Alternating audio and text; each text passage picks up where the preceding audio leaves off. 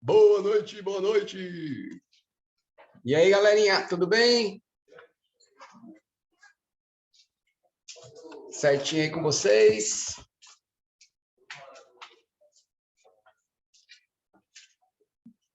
Boa noite, Eni. Boa noite, Galete. Boa noite, Georgia. Boa noite. Boa noite, Jamir, Simone. Boa noite, Daisy.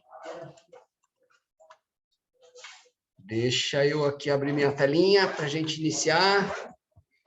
Só um minutinho.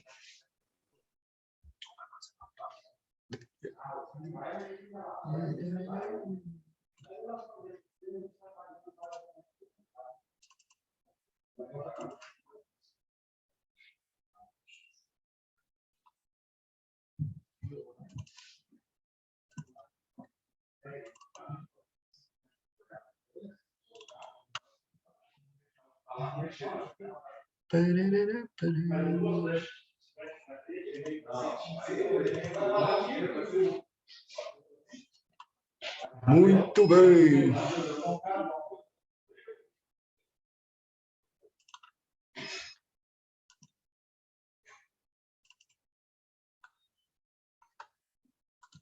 Ok. Vamos lá. Alguma dúvida com relação ao que a gente discutiu na aula anterior, pessoal? Tudo tranquilo? Entenderam bem lá a questão dos processos de certificação, os tipos de certificação? Teve alguém que viu o material no fim de semana que tem alguma dúvida aí, quer colocar agora no início da aula? É a hora.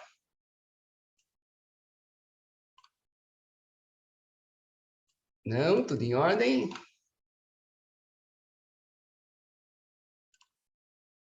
Ok. Já que é assim, vamos iniciar então a aula de hoje.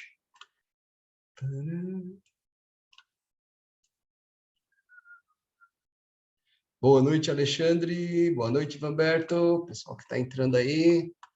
Então, pessoal, a gente vai falar hoje de um passo muito importante. Boa noite. Obrigado. De um passo muito importante aí que a gente tem no nosso trabalho, né, como consultores do HBC, que é justamente preparar toda essa documentação para a certificação.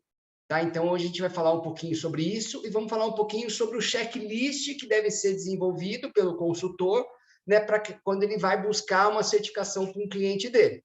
Tá? Então, esses dois assuntos que a gente vai abordar hoje. Tá? Eu mandei esse material junto com o link de acesso para a aula hoje. Tá? E agora a gente vai tirar aqui as dúvidas de vocês com relação a esse conteúdo. Tá? Vocês se lembram da aula anterior, né, que a gente tinha um desconto de 40% para quando a gente tivesse um PRO envolvido aí no processo de certificação, né? Então, isso é dado de duas formas, com dois objetivos. O primeiro objetivo é o próprio HBC já receber toda essa documentação de forma organizada, de forma alinhada, para que a gente possa fazer o trabalho de auditoria de forma mais rápida também, né? E, em contrapartida, esse desconto de 40% na taxa é para justamente justificar a contratação do consultor por esse cliente que está buscando a certificação, tá? Ele pode fazer a certificação sem o consultor? Pode, a gente não impede ele buscar a certificação sem ter o consultor, mas é muito mais difícil, né? A probabilidade de ele ficar pelo caminho é muito grande. Por quê? Porque ele não conhece esses pormenores todos que a gente explicou durante as aulas aqui do curso. Né? Vocês viram que tem muitos detalhes, né, por detrás de cada um dos assuntos que a gente aborda. Então, imagine ele cair lá de paraquedas e querer uma certificação sem saber de todo isso que está por detrás do processo e dos parâmetros de certificação do HBC, tá? Então, buscando atender isso de forma mais simples possível, que a gente dá o desconto para que ele possa contratar vocês, né? E que a gente também possa, lá no final, receber essa documentação toda de forma organizada, de forma clara, para que a gente não possa, então, ter o processo de certificação simplificado, tá? Então, é por isso que a gente, então, trabalha essa taxa diferenciada, tá? Então, a gente vai falar hoje aqui sobre qual é o checklist para que vocês possam fazer essa pré-análise da documentação que vai ser enviada ao HBC, tá? Então, alguns PROs aqui que já passaram para o processo de certificação, né, seguiram esse checklist, que nada mais é do que uma lista de verificação. Checklist é uma lista de verificação para ver se tudo isso, de fato, está sendo entregue para que você possa ter um resultado legal lá no final, né? Então, é basicamente isso que a gente vai falar aqui nessa primeira parte da aula, tá? Do checklist para envio das documentações. Então, o primeiro item desse checklist é que ele fala que é necessário pontuar em todas as áreas, com exceção para o item 1 da lista azul, que é o profissional certificado, né? Então, daí a necessidade de você não ter obrigatoriamente um PRO. Porque se ele zerar nessa categoria, que é justamente os 3 pontos da contratação do profissional, ele não vai ser penalizado, ele continua jogando o jogo, né? E ele não precisa atender esse item 1 da lista azul, que é a contratação do profissional certificado, tá? Então, a não pontuação em uma das demais 10 áreas inviabiliza a certificação, né? Então, lembra, a gente tem 11 capítulos, né? O primeiro capítulo é o profissional certificado, depois vem o segundo capítulo, desenho arquitetônico, iluminação, materiais, e assim vai indo nos 11 capítulos que a gente viu da lista azul até a aula anterior, né? A aula antes da última aula. Então, ele tem que pontuar em todas as categorias, com exceção da primeira categoria, tá? Então, ele não pode submeter uma documentação de certificação para o HBC zerando na categoria de iluminação, por exemplo. Ele tem que pontuar na categoria de iluminação, ele tem que pontuar na categoria de sustentabilidade, ele tem que pontuar na categoria de projeto elétrico, projeto hidráulico, ele tem que pontuar em todas as categorias, tá? Então, esse é o primeiro checklist que vocês vão fazer, né, depois de fazerem a pré-análise para a auditoria, que é a segunda parte da aula de hoje, ok? Então, esse é o primeiro item aí que precisa ser atendido no checklist. Segundo item, ele fala que todas as entregas de desenho arquitetônico devem seguir o arquivo base disponibilizado em AutoCAD. Veja a figura no verso desse checklist. Cada layer ou camada deve ser numerada e nomeada de acordo com o número do item de certificação a qual ele se refere. Então, por exemplo, tem o número do item, o nome do item e a observação. Sendo que os 2 primeiros devem seguir os itens da certificação e as observações podem ser determinadas pelo certificando. Então, aqui a gente tem alguns exemplos, né, de como isso vai ser nomeado, esses layers. Então, layer 2, tracinho, desenho de arquitetura, layout. 2 é da categoria 2, desenho de arquitetura é da categoria desenho arquitetônico, e depois, tracinho, é layout, pode ser abertura de iluminação natural, pode ser todos os outros nomenclaturas que você quiser usar para identificar aquele parâmetro que está sendo atendido por aquele desenho, tá? Então, basicamente, cada item que a gente vai atender, a gente vai gerar uma evidência através desses diversos layers que a gente está criando. Aí, os itens de iluminação vai estar com o layer, vai ser 3, tracinho, iluminação, ponto de luz. Então, ali a gente vai ter um layer que, se eu desligar todos os outros layers do meu desenho, deixar só esse layer ligado, eu vou aparecer no meu desenho apenas, né, o layout com os pontos de luz onde estão. Por quê? Porque assim fica muito fácil eu gerar essas evidências todas para o auditor. Eu simplesmente vou lá no meu AutoCAD, desligo esses layers todos e deixo só o de ponto de luz. Ou no de acústica, por exemplo, eu deixo só os itens de isolamento. Então, tudo que foi incorporado naquele desenho para fazer isolamento acústico vão estar aparecendo em destaque. Então, dessa forma, eu vou gerando todas as evidências para a minha auditoria, tá? Assim como a gente tem do item 5 de materiais, o item 6 de projeto hidráulico. Então, projeto hidráulico, prumada. Então, eu mostro onde estão passando todas as prumadas para a gente saber se está ali próximo das camas ou não. Eu posso ter um outro que é 6, projeto hidráulico, distribuição horizontal. Então, ali eu vou estar mostrando onde estão passando todas as águas, né, nas distribuições horizontais, para ver se estão passando por debaixo da mesa, se estão passando por debaixo da cama, que é um item que a gente pede para que não aconteça. Então, esses layers eles vão sendo criados justamente para criar essas evidências todas, tá? E assim se repete no projeto elétrico, na qualidade do ar interno, no paisagismo, na sustentabilidade e na manutenção, tá? Então, isso é a forma que os layers devem ser criados para que você possa fazer os desenhos.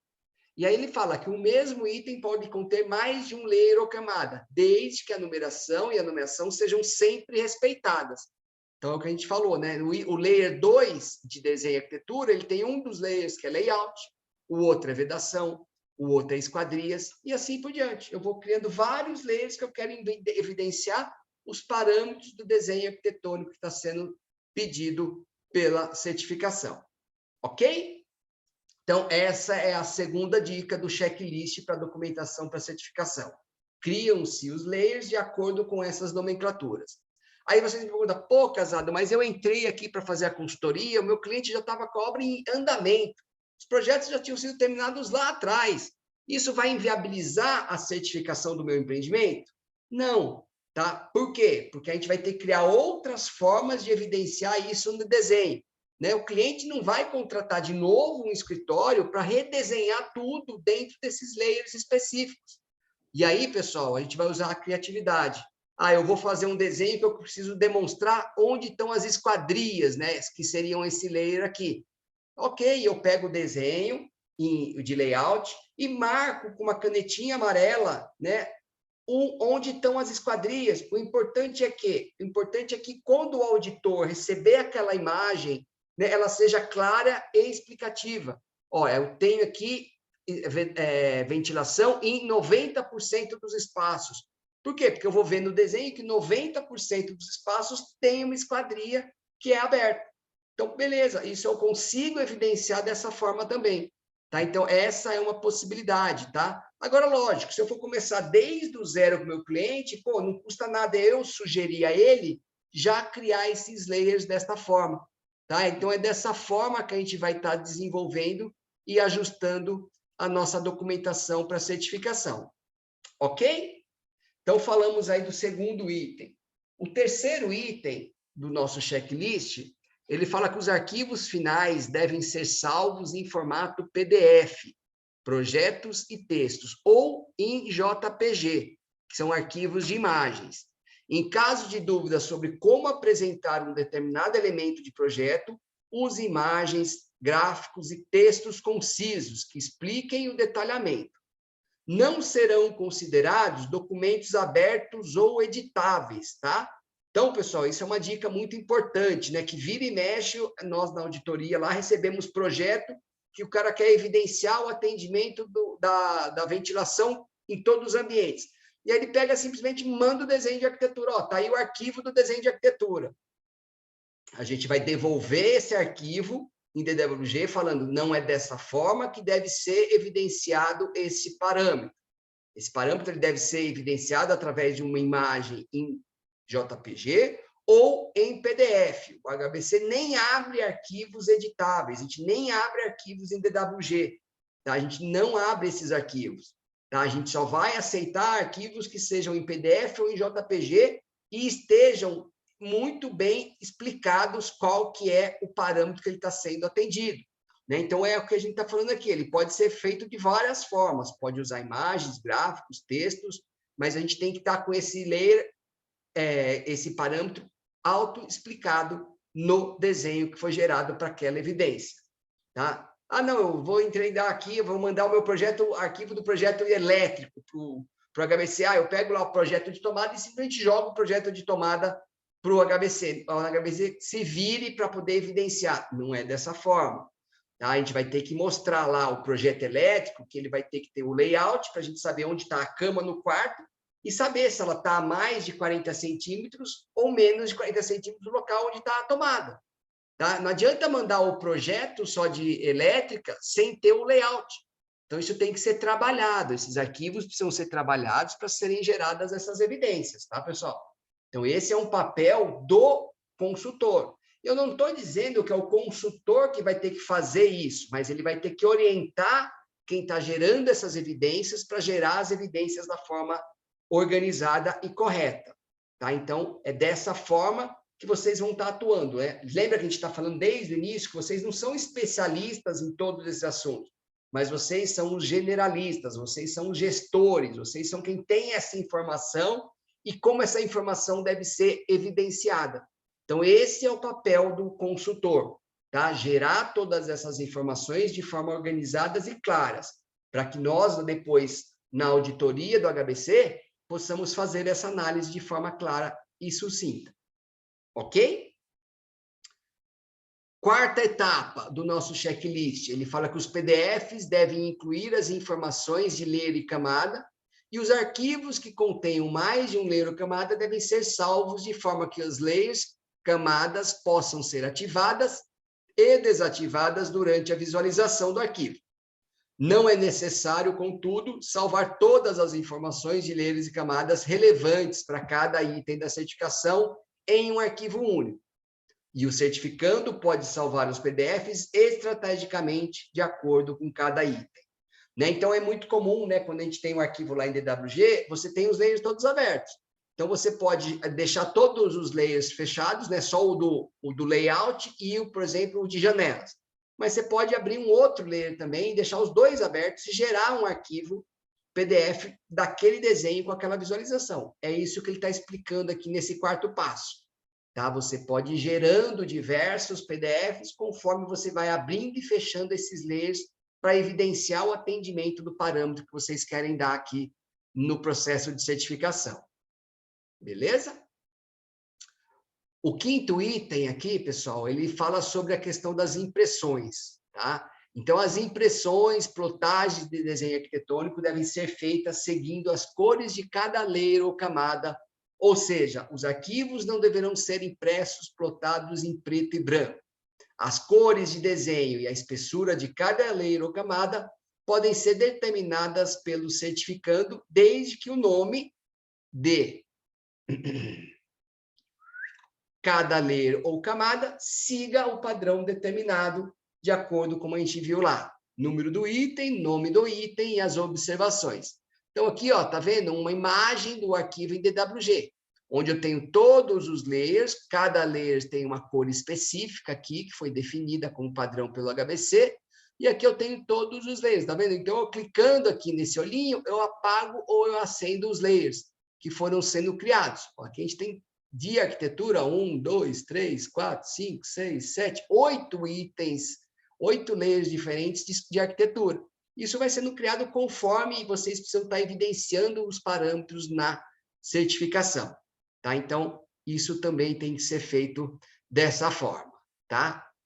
6. Deverão ser entregues, quando houver e for pertinente ao projeto do candidato, uma planta de implantação com a situação contendo todo o entorno que apresente relevância para os critérios de certificação em PDF, contendo todos os layers, camadas do desenho arquitetônico.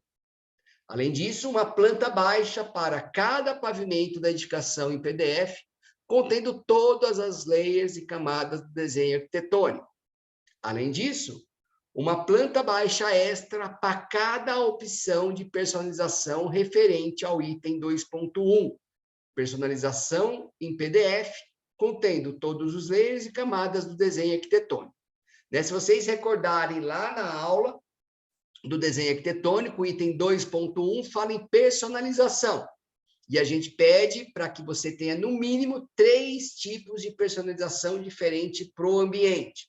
Né? Então, a gente tem lá um apartamento de 150 metros quadrados, mas ele tem 3 personalizações. Ele pode ser de 2 quartos e uma sala maior, ele pode ser de 3 quartos e uma sala menor, né? Ele pode ter 1 quarto, que é um escritório.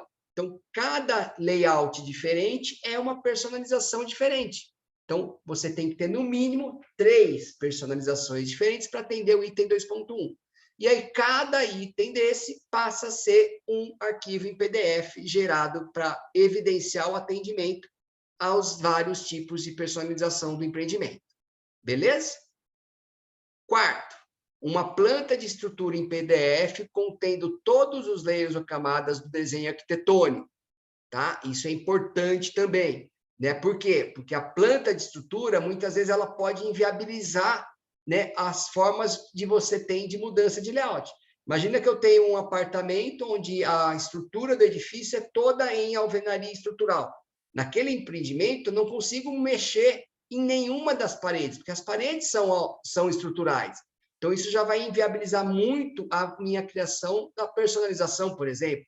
Né? Então, isso é importante, a gente ter essa planta de estrutura para justamente identificar quais seriam as possíveis adaptações que eu tenho nesse layout, né? E até que ponto eu estou ali preso a uma estrutura que não pode ser alterada. Além disso, ainda um manual de manutenção saudável, né, que a gente viu lá no capítulo 11 da lista azul, e anexos contendo notas fiscais, memorandos e similares necessários ao atendimento dos critérios de certificação. Então, tudo isso são documentos e evidências que precisam ser geradas durante toda a obra para que eu possa usar isso como evidência no processo de certificação. Dando um exemplo muito claro aqui, né? Eu especifiquei no meu projeto que eu não vou utilizar torneiras cromadas, tá? Então, legal, isso está lá no projeto, você especificou, você ganhou a pontuação no projeto, está no memorial descritivo, só que quando eu for avaliar esse item lá no ambiente construído, além de eu ter uma foto do metal que não é cromado, eu preciso ter uma nota fiscal da compra daquele metal que foi utilizado na obra. Então, eu tenho que juntar, guardando todas essas evidências ao longo da obra, para que eu possa usar isso como evidência no processo de certificação do ambiente construído, né? Um outro exemplo, um critério que a gente viu lá no capítulo de sustentabilidade, né? A gestão de resíduos da obra. Eu tenho que ter lá, pessoal, um plano de gerenciamento de resíduos, quantificando o quanto eu gerei de resíduo e como aquele resíduo foi descartado na obra. O que foi para aterro sanitário, o que foi reaproveitado na própria obra, para a gente poder saber se atingiu um percentual satisfatório para ter a pontuação no crédito. Então, tudo isso são evidências e documentos que o consultor HBC Pro tem que ter durante o processo de construção. Né? Por quê? Porque vocês são os responsáveis por gerarem essas evidências. São vocês que estarão indo lá na obra semanalmente ou quinzenalmente para poder dar as orientações para as equipes de obra e estar gerando essas evidências ao longo da obra, né? Um outro exemplo aqui que é muito simples, que vocês vão ver na obra, mas muitas vezes o auditor, quando chega na auditoria final, ele não consegue mais enxergar. É a tubulação hidráulica em PPR, né? Então, quando você chega lá, que começou a execução das instalações hidráulicas, você vai estar tirando fotos para juntar isso como evidência no processo de certificação do ambiente construído. Mas, muitas vezes, quando o auditor, no final da obra, chega lá, você não consegue mais enxergar isso, porque isso está tudo embutido na parede. Então, vocês devem estar gerando essas evidências ao longo do processo de construção, para evidenciar isso e poder buscar essa pontuação na fase do ambiente construído. Tá? Então, esses vários documentos adicionais aqui, eles precisam ser organizados, precisam ser guardados para que vocês possam gerar essas evidências no final do ambiente construído. Beleza? O item 8, ele fala que todas as mensurações na fase de obra concluída que se fizerem necessárias na lista azul serão feitas em ambientes com portas e janelas fechadas, excetuando-se o critério da iluminação. Né? Que aí na iluminação, ao contrário, né? A gente vai abrir janelas, a gente vai abrir persianas para a gente ver o quanto de luz natural está entrando naquele ambiente. Do restante, sempre com o ambiente fechado. Tá? A gente vai medir ruído com o ambiente fechado. A gente vai medir qualidade do ar com o ambiente fechado. Tá? Então, essas medições são sempre feitas com o ambiente fechado. Tá? Exceções para casos cuja descrição específica se encontra em cada item da lista azul. Tá? Então, a gente tem que tomar esse cuidado também. Beleza? O item 9. Todas as mensurações em fase de obra concluída serão realizadas por auditores certificados pelo selo Casa Saudável, por meio de equipamentos apropriados, homologados pela Comissão Técnica de Certificação. Tá? Aí entra o papel do consultor HBC Pro Plus, né, que é o curso que você pode fazer depois de ser Pro para se tornar auditor para a auditoria dos empreendimentos saudáveis do HBC. Tá? Então, esse é um curso que a gente vai ter no próximo ano, agora provavelmente em fevereiro, uma nova formação de auditores. Tá? Então, é um curso que depois que você passou a ser consultor, você pode também fazer esse curso para querer atuar também como auditores. Né? E aí é lógico, né? No empreendimento onde você atuou como consultor, você não pode ser auditor, e vice-versa. Né? Então, existe aí essa impossibilidade para que não haja aí conflito de interesse, né? Eu mesmo auditar o empreendimento que eu dei consultoria, isso não faz sentido nenhum. Tá? Então, muitas vezes, algum empreendimento que vocês querem fazer auditoria, vocês vão escolher, não, nesse empreendimento eu não vou ser consultor, eu quero trabalhar como auditor. Né? Então, isso pode ser feito também, né? Essa comunicação ao HBC, né? Com relação ao empreendimento, para que depois vocês possam também trabalharem atuando aí como auditores. Tá? O item 10 do nosso checklist, ele fala que a Comissão Técnica de Certificação se reserva o direito de premiar com até 4 pontos extras desenhos, soluções ou produtos inovadores, não aqui especificados, mas em conformidade, né, com os parâmetros da certificação. Tá? Então, pessoal, isso é uma coisa que a equipe técnica de auditoria vai ter sempre essa possibilidade de ter 4 pontos adicionais por itens excepcionais. O que é um item excepcional? É um item que não estava dentro do checklist do HBC, mas que a gente entende aquilo como um item de construção saudável, né? Que pode ajudar a incentivar ainda mais a saudabilidade dos espaços, tá? Então, alguns dos últimos empreendimentos que a gente está tendo aí, a gente está tendo isso de uma forma bem legal. Né? A gente tem pontuado alguns empreendimentos com esses critérios extras. Tá? Eu lembro aqui agora de um empreendimento que a gente está certificando lá em Porto Alegre, que ele recebeu uma pontuação extra por ter colocado dentro do empreendimento uma composteira orgânica.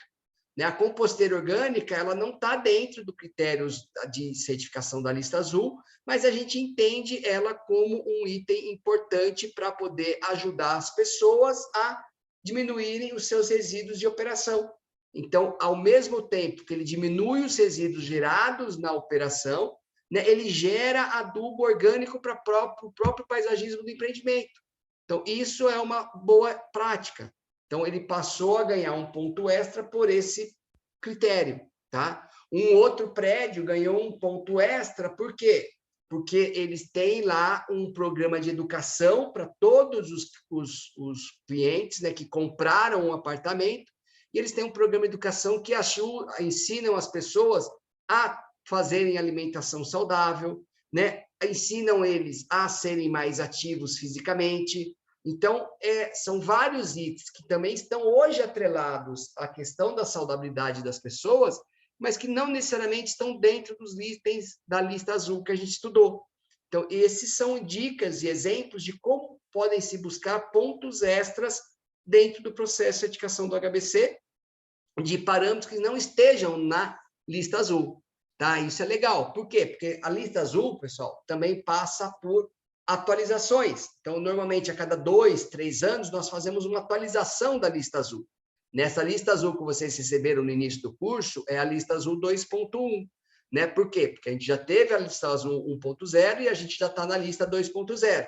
Né? E muito provavelmente, o ano que vem, a gente passa por uma nova atualização da lista azul. Então, o que acontece quando a gente faz essas atualizações? Algumas coisas que estavam na lista azul, que passaram a ser práticas recorrentes ou que passaram a ser uma legislação, elas deixam de estar na lista azul, porque ela passou a ser obrigatória, né? E a gente entra com esses outros itens que foram sendo bonificados ao longo do tempo, como critério para a lista azul, para que outros empreendimentos também passem a adotar essas boas práticas. Né? Então, por isso que é legal a gente estar incentivando essas iniciativas diferentes dentro dos processos de certificação do HBC, tá?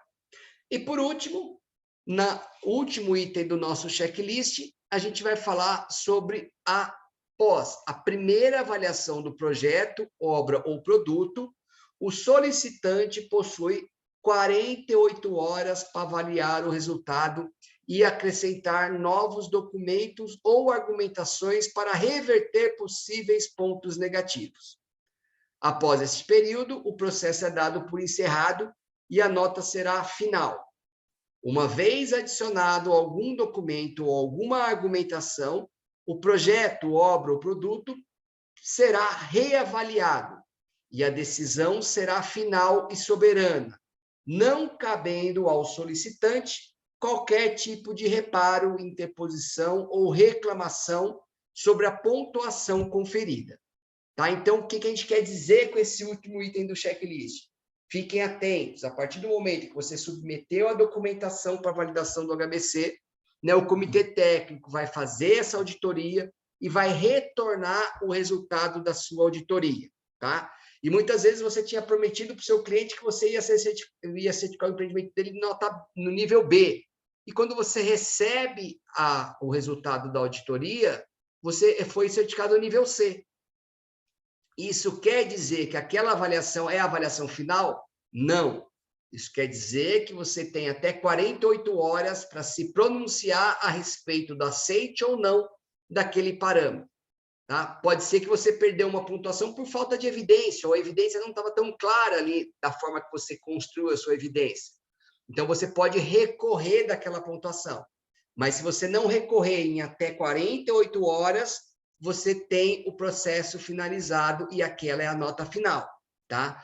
Você tem que responder tudo em 48 horas? Não. Você pode, dentro dessas 48 horas, pedir um prazo de mais 72 horas, de mais 2 semanas, de mais um mês, para gerar as novas evidências e, de fato, conseguir comprovar aquilo que você estava buscando, tá? Então, isso pode ser feito dessa forma, tá? Isso acontece muitas vezes, né? Então, é dessa forma que a gente vai estar trabalhando aí na devolução do resultado da certificação, tá? Feita essa nova apresentação, aí vocês recebem o resultado e aquele resultado passa a ser o resultado final, né? Não tem uma terceira revisão. Pode até ter, mas aí o custo da consultoria, né, dessa análise, precisa ser refeito, né? Ou seja, vai ser gerada uma nova taxa de avaliação. Tá? Por quê? Porque o comitê técnico já trabalhou 2 vezes sobre aquele projeto e identificou que aquilo não tinha uma evidência coerente com o parâmetro. Tá? Se você quiser continuar na insistência, aí você tem que repagar a taxa de análise de certificação. Tá? Então, esses são aí os 11 tipos, né, os 11 itens do nosso checklist, que precisam ser observados por vocês antes de vocês estarem enviando a documentação para validação. Por quê, pessoal? Porque se vocês mandarem documentação de qualquer jeito, vocês vão perder essa oportunidade gigante de, na segunda análise, já matar o processo. Né? Pode ser que você receba lá, você estava querendo certificar nível A, e você não consegue pontuação nem para certificar nível C. Por quê? Porque a documentação foi toda sem pé, sem cabeça, foi tudo bagunçado, onde o auditor ele não consegue buscar as evidências daquele parâmetro que está sendo atendido. Então, você está perdendo uma grande oportunidade se você mandar isso de qualquer jeito, porque depois você vai ter uma última oportunidade para regularizar tudo isso.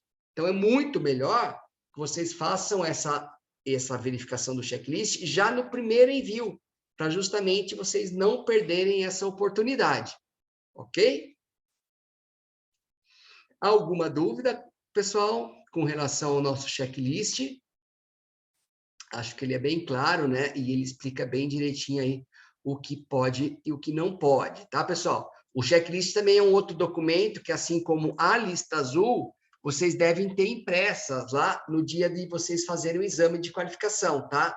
Por quê? Porque caem perguntas relacionadas ao checklist também, né? Como deve ser evidenciado os layers? Ou qual o prazo que você tem para recorrer um resultado do Comitê Técnico de Certificação? Então, isso são perguntas que podem também cair no exame de vocês, tá? Então, a gente não está pedindo para ninguém decorar, mas vocês, com os documentos na mão, vocês sabem exatamente aonde buscar a informação na hora do exame, tá? Então, isso facilita bastante aí a realização do exame por parte de vocês, ok? Entenderam? Tudo tranquilo? Acredito que sim, né? Porque ninguém está colocando dúvidas aqui. Matheus, Larissa, Rodrigo, pessoal que entrou um pouquinho depois, Simone, tudo tranquilo, tudo jóia? Alessandra também. Então, legal, pessoal. Ah, chegou aqui uma dúvida da Eni. Marcos, nosso prazo de prova é de 30 dias a partir do vencimento do certificado atual ou do fim do curso. Boa pergunta, Eni. Eni, como você está revalidando, você está fazendo o exame para revalidar o seu certificado, no seu caso, você tem, né, até 30 dias antes do vencimento do seu certificado. Por que 30 dias? Porque é o tempo que a gente tem aí de isso ir para análise, para correção, né? Aí vai ser feita a correção, né? A primeira avaliação é automática. Terminou o exame, ele já te dá uma nota, né, que basicamente diria que é 98% da sua nota final. Muitas vezes pode acontecer algum ajuste nessa nota final. Então, procure fazer antes, e é o prazo que a gente tem para a emissão do certificado também. Tá? Então, para quem está buscando a revalidação do certificado, procurem trabalhar, fazer o exame até 30 dias antes da data de vencimento do exame de vocês. Tá? Para quem for fazer o exame pela primeira vez, aí vocês terão 30 dias após a aula de quinta-feira que vem, que vai ser a nossa última aula. Então, vocês terão até dia 9 de janeiro para realizar o exame de vocês também, tá? Então, é dessa forma que a gente define aqui os prazos, tá ok? Então, beleza, do resto tudo ok. Tá? Na aula de quinta-feira a gente vai falar bastante sobre o exame, tá, pessoal? Vamos fazer um simuladinho aqui para vocês entenderem, né? Mas fiquem tranquilos, não fiquem aí estressados, porque é super tranquilo. Quem acompanhou todas as aulas, né? Como eu vejo que vocês têm acompanhado todas as aulas, a maioria delas sempre ao vivo, vocês vão tirar de letra o exame, tá? Podem ficar tranquilos, que não tem pegadinha, não tem nada aí que vai fazer com que vocês não se qualifiquem a serem profissionais HBC Pro. Tá? Vamos falar agora, pessoal, de um outro item que é importantíssimo, tá? Que é o cheque, o diagnóstico de viabilidade de certificação, tá? Esse é o primeiro serviço, né, que o consultor vai desenvolver. É um checklist de validação para saber se o empreendimento é certificável ou não.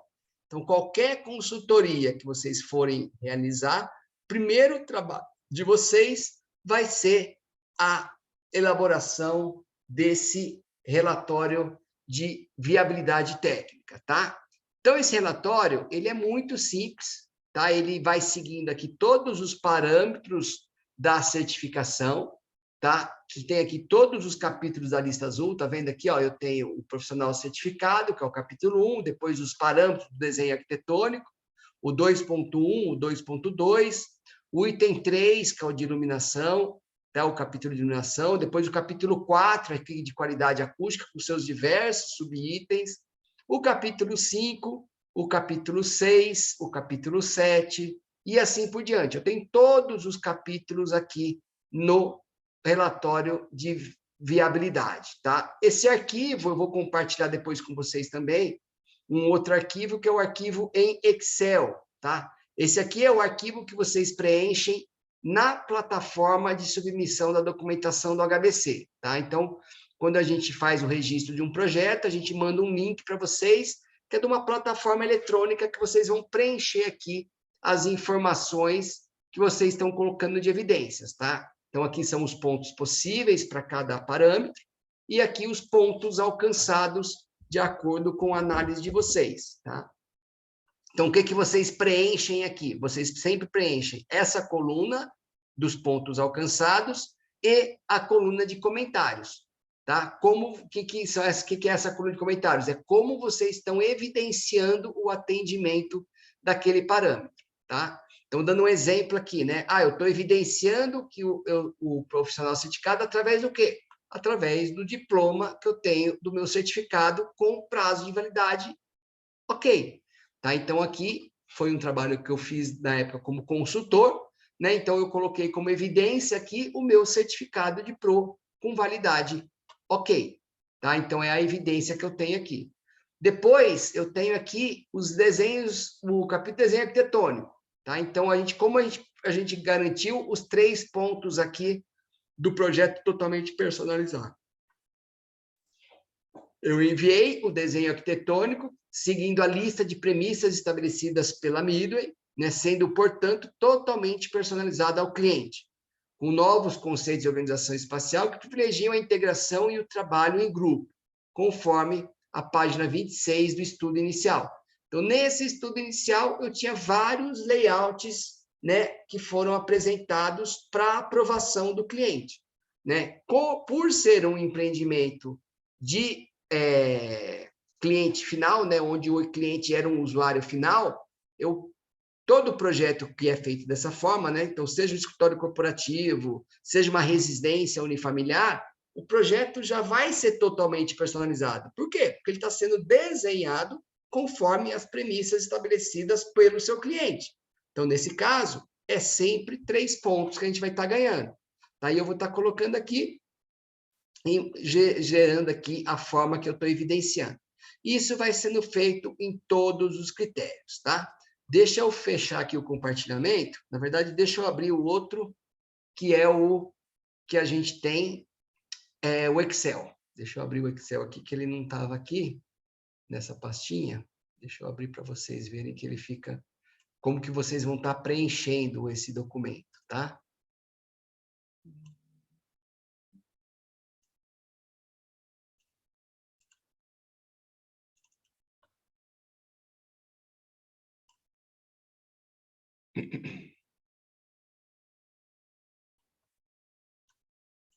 Só um minutinho. Aqui, checklist 2.0.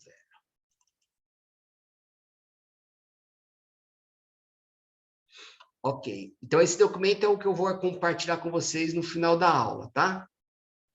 Vocês continuam vendo a tela aí? Sim, não? Ok. Então, legal. Então, ó, esse arquivo eu vou compartilhar com vocês, que ele fica bem fácil de vocês observarem, tá, pessoal? Ó, aqui a gente mudou um pouquinho o desenho dele, mas são as mesmas informações que a gente tinha lá naquele arquivo, que é o que vocês têm a plataforma do HBC. No diagnóstico, a gente criou essa planilha para ficar mais fácil para vocês fazerem os ajustes. Então, da mesma forma que eu tenho do lado esquerdo, a análise que vocês estão fazendo de pré-viabilidade para o cliente de vocês, tá? Então, do lado de cá, eu tenho uma coluna com um sim, no meio eu tenho uma coluna do duvidoso e do lado direito eu tenho a coluna do não. Como vocês vão preenchendo essas colunas aqui? Conforme vocês vão avaliando o parâmetro, vocês colocam o que é a pontuação. Então, imagina que você está fazendo um projeto que vocês avaliaram e ele não é um projeto totalmente personalizado. Ele só pode ser escolhido dentro de um rol de opções. Então, quer dizer, o cliente te deu ali as 3 opções possíveis de personalização.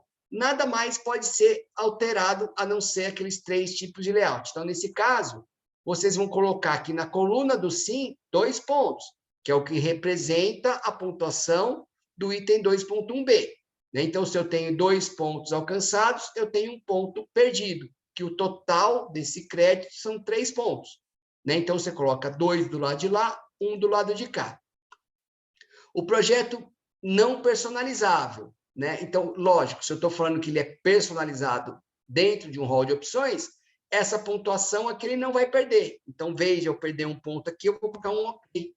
Tá? Esse item foi atendido porque ele é personalizável. Tá?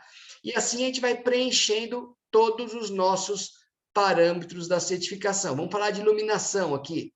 O projeto, ele é todo projeto cuja iluminação natural seja responsável por mais de 50%, 69% da iluminação natural, ele ganha 2 pontos. Se ele tiver mais de 70% de iluminação natural, nos ambientes, ele ganha mais 2 pontos. Então, nesse caso, vocês fizeram análise lá do layout de vocês e verificaram que ele tem 65% dos parâmetros dos ambientes com luz natural. Então, você vai ganhar 2 pontos aqui e você vai deixar de ganhar 2 pontos, porque ele não atingiu o 70%, ele chegou em 65%. Ah, mas é possível fazer uma alteração em 2 salas que não tinham luz natural e eu trazer luz natural para essas salas. Então, se existe essa possibilidade, quando vocês estão fazendo a análise do cliente de vocês, eu posso colocar aqui, então, na coluna do meio, esses 2 pontos. E não necessariamente descartar esses 2 pontos. Por quê? Porque no dia de eu apresentar o meu diagnóstico para o meu cliente, eu vou falar, ó, a gente ganhou 2 pontos e eu ainda posso ganhar mais 2 pontos, desde que a gente faça essa alteração no layout. E aí, junto com o cliente de vocês, vocês vão tomar essa decisão. se ele vai fazer alteração ou se ele não vai fazer alteração. Se ele não fizer alteração, ok, você tira da coluna do meio e põe no não. Se ele fizer alteração, você tira da coluna do meio e pontua mais esses 2 pontos. Então, quando vocês fazem essa primeira análise, é muito comum vocês terem vários itens que vão ficar ali na coluna do meio. Por quê? Porque você não pode tomar a decisão pelo cliente. Você tem que explicar para o cliente e a decisão é tomada por ele. Então, é comum a gente ir para um diagnóstico para sentar com o cliente na primeira análise e você não ter pontuação, às vezes, suficiente para certificar um empreendimento. Mas você tem pontuação, né, na coluna do meio que pode levar, sim, à certificação. Então, vamos dar só um exemplo, mostrar aqui como que foi o fechamento desse item. Ó, essa análise que foi feita aqui como exemplo, ela chegou já com 83 pontos atendidos, tá? 83 pontos atendidos ainda não eram possíveis para certificar o empreendimento, né? Para certificar no nível C, eu precisava ter 84 pontos. Então, estava faltando 1 ponto, são necessários para atender pelo menos 84 pontos, e assim a gente atingiu o nível C, né? Então, desses duvidosos todos, eu tenho que pelo menos 1 ponto passar para o lado de cá na minha conversa com o meu cliente. Ah, mas se ele passar 22 pontos dos duvidosos para o lado do atendido, ele já vai certificar nível B, né? A certificação nível A ainda é possível, porque eu preciso de mais 43 pontos para atingir 126 pontos e certificar nível A. Então, aqui a gente tem uma análise, né, de como isso é feito, tá? Então, quando vocês vão preenchendo todas essas colunas aqui, pessoal, automaticamente ele já vai fazendo esse ajuste na pontuação final aqui embaixo, tá? Então, ó, só para vocês verem aqui um exemplo, tá? Imagina que aqui ele não fez, né, um manual de manutenção com os produtos de limpeza, tá? Então, se eu tirar 3 pontos daqui, ó, você vai ver que caiu para 80 aqui, e esses 3 pontos têm que estar em algum lugar. Ele não pode ficar sem ser preenchido aqui, porque vai dar errado. Quando eu somar todos esses pontos aqui, não vai dar 139. Aí vocês vão ver, opa, alguma coisa eu errei, né? Por quê? Ou você soma aqui no subitem, né? 7 com 5 dá 12, né? Mas o total do capítulo 11 são 15 pontos. Então, você vai ver aonde eu errei. Ah, eu errei aqui, eu esqueci de colocar a pontuação aqui. E essa pontuação pode ser que esteja no duvidoso. Por quê? Porque o cliente não apresentou esse manual de limpeza, né, com relação à especificação dos produtos de limpeza, mas ele pode fazer um ajuste do manual que ele te entregou de manutenção, incluindo nesse manual quais os produtos de limpeza que devem ser utilizados nos ambientes do seu empreendimento. Tá? Então, você pede para ele fazer esse ajuste. Se ele topar, vem para a coluna do sim. Se ele não topar fazer nenhuma alteração, vai para a coluna do não. Mas é muito comum a gente ter vários pontos aqui na coluna do meio, né, que são pontos duvidosos, tá? Quando você senta com o seu cliente e você faz essa primeira reunião de alinhamento de meta, né, de definição de meta, a gente praticamente fica com quase nenhum ponto no duvidoso, tá? Mas também pode acontecer de a gente ainda sobrar alguns itens no ponto duvidoso. Por quê? Porque é aquele ponto que muitas vezes depende do quê? Do ambiente construído, né? Um exemplo que a gente tem aqui de pontuação do ambiente construído é justamente esse item de resíduos, né? O item de resíduos aqui, normalmente, ele vai no duvidoso até quase o final da obra. Tá? Por quê? Porque durante o início da obra, você não sabe quantos por cento você está desviando do aterro sanitário, né? Se você não atingir o percentual para desvio de aterro sanitário, ele vai ficar no do meio até o final. E aí, no final, eu vou saber se eu venho para cá ou se eu venho para cá, né? Outro item que normalmente fica aí no duvidoso é o item de própria instalação hidráulica, a tubulação hidráulica. Muitas vezes está no projeto como ok, mas se enquanto ele não está executado na obra, né, vocês podem tomar a decisão, vou deixar ele duvidoso, porque eu só vou confirmar esse ponto lá na fase do ambiente construído. Então, existe essa possibilidade. Assim como existem alterações, né? Pode ser que você colocou aqui, por exemplo, ó, vamos lá, instalações hidráulicas, tubulação e net. Então, instalações hidráulicas está aqui, né? E ele fala que toda a tubulação, né, deve ser inerte. Então, é o item 6.2, né? Então, pode ser que você colocou aqui, né, na coluna do meio, porque o cliente não tinha tomado essa decisão, só que lá, durante a obra, ele tomou a decisão, não, eu vou fazer mesmo a instalação toda com PPR. Então, ele passa a ser 3 pontos aqui, durante o processo de obra. Tá? Então, isso acontece também às vezes, né? No projeto, você teve um nível de certificação, por exemplo, nível C, e na obra você atingiu o nível A. Por quê? Porque você foi incluindo alguns itens que foram se confirmando durante a execução do projeto.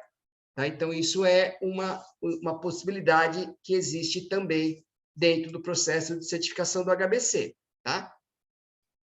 Então, por que é importante vocês fazerem esse diagnóstico no início? Tá? Porque vocês precisam apresentar para o cliente de vocês, né? Primeira coisa que ele quer saber de vocês, e aí? Meu empreendimento é certificável ou não é certificável? Ah, não é? Mas o que eu preciso fazer para torná-lo certificável?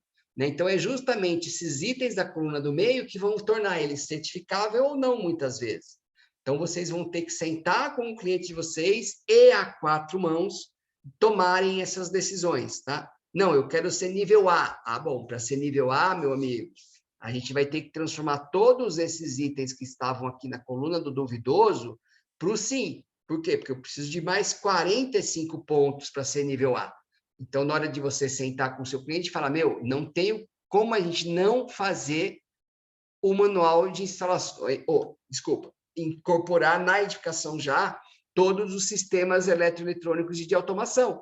Por quê? Porque ele é 5 pontos no processo. Se eu não ganhar esses 5 pontos aqui, eu já inviabilizo a minha certificação nível A. Eu preciso de 45 pontos, eu tenho 46 aqui. Se eu não atender esse item vir para cá, ó, automaticamente a minha certificação não alcança mais os 126 pontos. Tá? Eu alcançaria no máximo aqui 122 pontos. Entendeu? Então, você já não consegue ser nível A. Então, tira seu cavalinho da chuva, porque a gente não consegue certificar o nível A esse empreendimento. Tá? Então, por isso que serve esse estudo de pré-viabilidade de certificação. Tá? E aqui ele está muito claro, mostrando, né, qual que é o nível de a pontuação que você tem que atender. Ele fala aqui, para ser nível C, ele tem que atender de 60% a 74% dos pontos atendidos, né? Para ser nível B, de 75% a 89%, e para ser nível A, de 90% a 100% dos parâmetros válidos, tá? Isso também pode ser uma questão no exame, tá, pessoal? O que eu devo fazer para atingir o nível A de certificação? Né? Qual é o percentual de parâmetro para atender o nível B de certificação? Isso também é uma coisa que pode cair no exame também. Legal? Então, aqui é muito tranquilo, pessoal, esse checklist de ser preenchido. Tá? Vocês vão estar pedindo para o cliente as informações que ele tem. Então, pedem todos os projetos de arquitetura, todos os memoriais descritivos que ele tem, de instalações hidráulicas, de ar-condicionado, para vocês fazerem essa pré-análise no processo de certificação. Tá? Um outro item que normalmente fica aqui na coluna do meio são esses itens que dependem de medições em loco. Então, radioatividade no ambiente interno. Eu só vou conseguir verificar isso de fato quando o ambiente estiver construído. Tá? Então, ele fica aqui na coluna do meio. Né? Ou a gente pede uma análise de radioatividade para os fornecedores de granito, caso o cliente tenha especificado um granito escuro. Então, você pode, durante o processo, na hora de escolher esse fornecedor, exigir que o fornecedor entregue para vocês um laudo de radioatividade de emissão desse granito. Tá? Então, é comum. Isso a gente já fez, né? Algumas empresas que foram certificadas pelo HBC, né? Como a Petros Mineradora, se vocês entrarem lá no site do HBC, tem os produtos, os granitos que foram certificados pelo HBC. Ora, se eles foram certificados pelo HBC, é porque eles já passaram por essa medição. Né? E aí você sabe o quanto que ele está emitindo. Isso a gente falou também na aula de materiais. Se vocês recordarem e voltarem lá na aula de materiais, a gente tem a medição de todos esses granitos da Petros. Tem alguns que não atingiram 170 nanosievert, passaram de 170. Então, teoricamente, aqui ele não vai pontuar, ele perde o ponto, né, do processo da radioatividade, mas ele não inviabiliza a certificação, por quê? Porque eles estão abaixo de 340 nanosievert por hora, tá? Por quê? Porque se na avaliação do HBC para emissão do certificado desses granitos, a gente tivesse algum deles atingido mais 340 nanosievert por hora, ele nem teria recebido o certificado, tá? Por quê? Porque ele não atende parâmetros de saudabilidade do HBC, tá? Então, é dessa forma que vocês vão estar verificando e avaliando aí esses parâmetros todos durante o estudo de pré-viabilidade. Perfeito? Então, isso tudo vocês vão fazer aí embasados no conhecimento que vocês foram adquirindo durante as aulas aqui do curso, tá bom? Deixa eu ver aqui que chegou uma pergunta. A pergunta é do Rodrigo. Observo que nós, arquitetos, precisamos convencer aos clientes agora mais do que nunca a nos procurarem antes da compra do terreno ou edifício existente, para evitarem perdas de qualidade e pontos de saúde e sustentabilidade antes de começarmos o projeto, certo? Perfeito, Rodrigo. O quanto antes vocês entrarem no processo, melhor vai ser a forma que vocês vão atender. Tá? Por quê? Porque tem muitos parâmetros que são relacionados à localização, né? A questão de você ter torres de alta tensão próxima ao terreno ou não, né? Se você tem essas torres de alta tensão, é muito provável você não atender os critérios de projetos elétricos, né? Muitas vezes você está comprando um apartamento e quando você olha na janela daquele apartamento, você vê uma torre de celular, né? Ou aquelas antenas de celulares sobre o prédio vizinho. Então, muito provavelmente, você não precisa nem fazer medição, você vai ver que ali você tem campo de micro-ondas alto. Então, isso recai a quê? Recai a você fazer um tratamento daquele apartamento.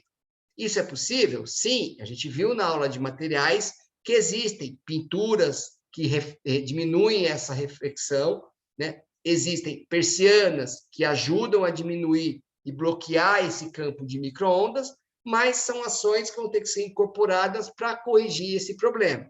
Então, muitas vezes, é melhor indicar o seu cliente a comprar um outro local, um outro terreno ou um outro apartamento, né?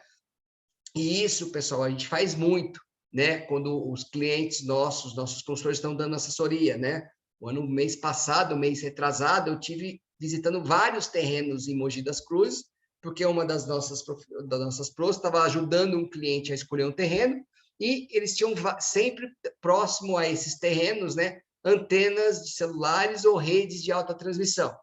E aí, ela definiu, escolheu por um terreno, só que antes de comprar e efetivar a compra do terreno, ela pediu para que a gente fosse fazer essa medição de campos eletromagnéticos no local.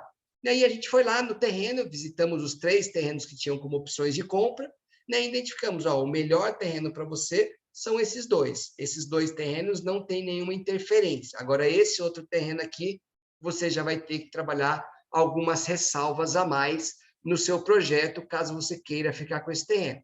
Então, isso é muito comum, né? Esse é o trabalho que a gente tem aí de todo o nosso grupo, né? A partir do momento que vocês se tornam consultores do HBC, vocês passam a fazer parte desse nosso grupo de profissionais HBC. E é muito comum essa troca de experiência entre esses profissionais, né? Muitas vezes você não faz auditoria, mas esses profissionais que são auditores também estão lá no grupo. E aí você convida esse profissional, de repente, a fazer uma parte do trabalho junto contigo, né? Ele tem os equipamentos, ele vai e faz as medições no local para te orientar também. Então, isso é possível, sim, e isso acontece muitas vezes, tá? Esse papel de vocês aí vai ser importante. O quanto antes vocês entrarem no processo, melhor vai ser as soluções que vocês vão estar trazendo para esse cliente, né? E aí aquela questão, né?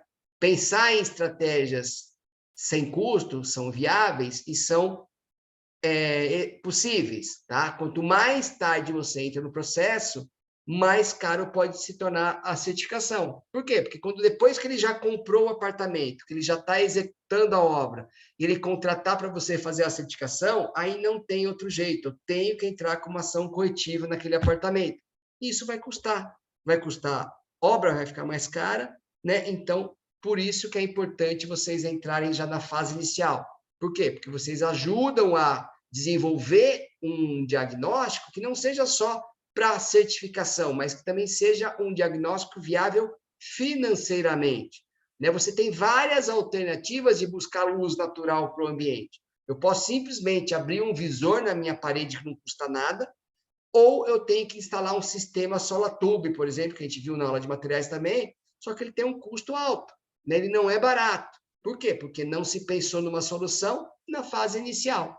Tá? Então, isso é de fato. Então, o custo de vocês não é um custo, é um investimento por parte do cliente, tá? Porque ele pode economizar muito durante o processo de certificação se ele tiver com vocês desde o início do processo, tá ok? A Georgia fala aqui, que legal, um time em prol da construção com saúde, não apenas o profissional contratado pelo cliente. É isso aí, né? Essa que é a dinâmica muito legal, né? A Georgia teve lá em vários momentos durante a Mostra Casa Saudável, né, que a gente encerrou agora no domingo passado, né? E ela viu essa dinâmica, né, desses profissionais todos envolvidos, todo mundo ali junto, todo mundo buscando o mesmo propósito, e é assim que funciona o nosso time, né? Então é assim que a gente vai estar em contato com vocês depois de vocês estarem realizando o exame, né? E passarem a fazer parte desse nosso time, né? Então é dessa forma que o HBC atua. Beleza? Então, pessoal, eram essas as explicações que a gente tinha para passar para vocês hoje, né? De como realizar esse diagnóstico de pré-viabilidade, né? Por quê? Porque aí vocês conseguem sentar com o cliente de vocês já e saber aí qual que é o nível de certificação que vocês vão estar tendo lá no final do processo, né? Vocês começam já a amarrar o cliente de vocês desde essa fase inicial, por quê? Porque vocês definem metas juntas, né? Vocês vão buscar os pontos juntos. Né? Então, isso facilita todo o trâmite e o processo de certificação. Tá? Se você não passa para ele qual que é esse envolvimento, muitas vezes, né, ele não tem esse engajamento também no processo.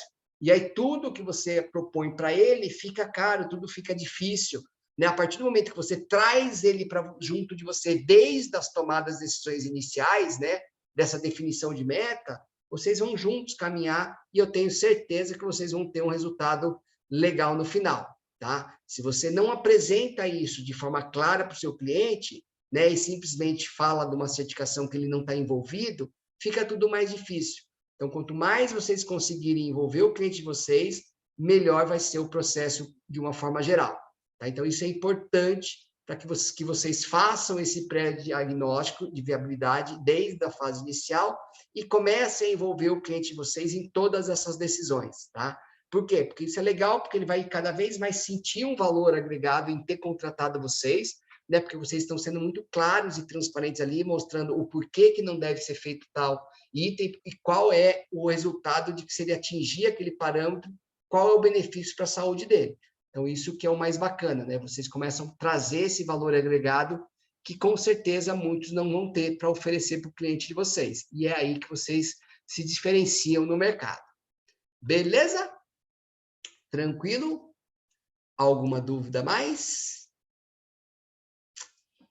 Se não, a gente vai deixar o bate-papo para a próxima e última aula. Na aula de quinta-feira, pessoal, a gente vai falar sobre o protocolo COVID-19, tá? Que é o processo que foi desenvolvido pelo HBC para certificação, para reabertura dos ambientes todos quando a gente teve aí o problema da pandemia.